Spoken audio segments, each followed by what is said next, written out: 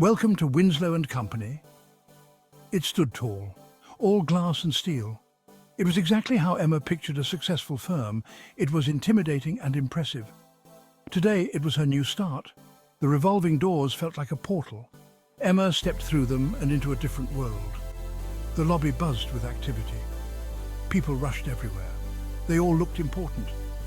Emma clutched her bag. Her heart pounded in her chest. She repeated her mantra. "You've got this, Emma. You deserve to be here." Everyone seemed to belong. They were confident and put together. Emma felt a wave of insecurity wash over her. She smoothed her dress. It was new, just for today. She found her way to the reception desk. "Emma Stone, for my first day," she told the receptionist. The woman, all sharp angles and perfect hair, barely looked up. ID. Emma fumbled for her ID. She held her breath as the receptionist scanned it. "Take the elevator to the 25th floor, the receptionist said without a smile. Emma joined the throng in the elevator. Their expensive perfumes filled the air. Her nervousness morphed into determination. She was here to prove herself. The 25th floor was a maze of cubicles. Emma found her way to Mark Hastings' office. He was her new boss. "Welcome to Winslow and Company, Emma. I expect big things," he said with a firm handshake. Mark introduced her to the team. Then he pointed to a man at a nearby desk. "That's Ethan. He'll bring you up to speed on our current projects." Ethan had a kind face and a warm smile. He was different from the others. He didn't seem to carry the same weight on his shoulders. He wore a slightly rumpled shirt. It made him seem approachable. Section 4, Dive into the Deep End. The work was fast-paced and demanding. Emma felt a thrill as she tackled each task. Mark was a tough teacher. He expected perfection, but Emma was determined to impress him.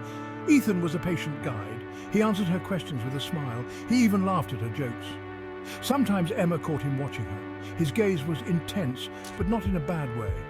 At lunchtime, Emma ate alone at her desk. She was too nervous to join the others. She saw Ethan talking and laughing with some colleagues.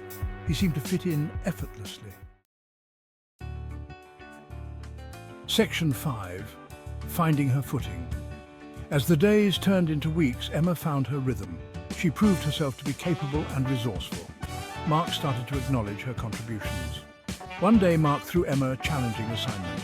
It was a chance to shine, but it was also a lot of pressure. Ethan stayed late to help.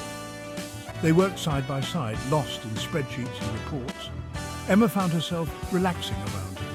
They talked about their lives outside of work. She learned he loved photography and had a rescue dog named Luna.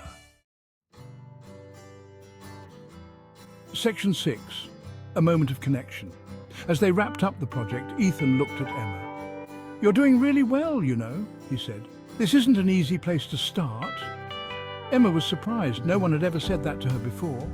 "Thanks, Ethan," she said, feeling a blush creep up her cheeks. "It means a lot."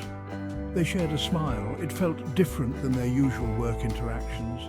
In that moment, Emma felt seen, not just as the new girl, but as someone who was finding her place.